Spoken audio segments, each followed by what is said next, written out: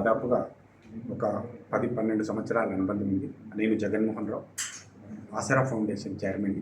దండుమైలారం గ్రామంలో and surrounding విలేజెస్లో government స్కూల్లో వాళ్ళ డెవలప్మెంట్ కోసము, స్కూల్లో ఇన్ఫ్రాస్ట్రక్చర్ డెవలప్మెంట్ కోసం, స్కూల్లో లైబ్రరీ డెవలప్మెంట్ కోసం వర్క్ చేస్తున్న సమయంలో వందే మాతరం ఫౌండర్ రవీంద్రరావు గారు మమ్మల్ని భుజం తట్టి తేపి ఒక చిన్న ప్రోగ్రామ్ చేస్తే సరిపోదు, ఈ విలేజ్లో మా విలేజ్కి వారు సొంతంగా వచ్చి మేము ఒక విలేజ్లో ఒక ప్రోగ్రామ్ కండక్ట్ చేసినాం, పూర్వ విద్యార్థుల సమ్మేళనం.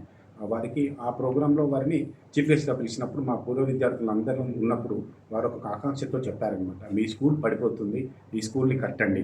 ఇది కట్టిన రోజే మీరు స్కూల్కి గివింగ్ బ్యాక్ ఇచ్చినట్టు ఉంటే చెప్పడం ద్వారా నేను దాంట్లో ఇనిషియేటివ్ తీసుకొని మా సొంత డబ్బుల్ని ప్లస్ రౌండ్ టేబుల్ వాళ్ళ డబ్బులతో కలిపి ఒక 75 lakhs పెట్టి అక్కడ పూర్తిగా శిథిలావస్థలో ఉన్న స్కూల్ని ఒక కార్పొరేట్ సంస్థలకు భిన్నంగా ఒక స్కూల్ని నిర్మించడం జరిగింది. అది గవర్నమెంట్కి అలా ఇచ్చేసాం కూడా.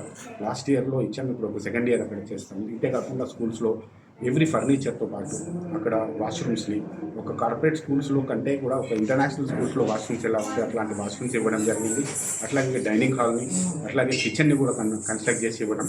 అంతేకాకుండా స్కూల్లో కాంపౌండ్ వాళ్ళతో పాటు మంచి చెట్లను నాటుకోవడం జరిగింది. దాంతోపాటుగా ఇప్పుడు ఆ స్కూల్కి ఇంకా చిల్డ్రన్ ప్లే ఏరియాని కూడా క్రియేట్ చేసి ఇస్తున్నాం. సో గవర్నమెంట్ స్కూల్స్కి మా సొంత విలేజ్లో అంటే ఆ స్కూల్లో నేను చదువుకున్నాను, ఆ స్కూల్కి ఏదైనా ఇవ్వాలని, మా పీపుల్కి ఏదైనా ఇవ్వాలని, మా విలేజ్కి ఏదైనా ఇవ్వాలని సంకల్పంతో ఇది చేయడం జరిగింది.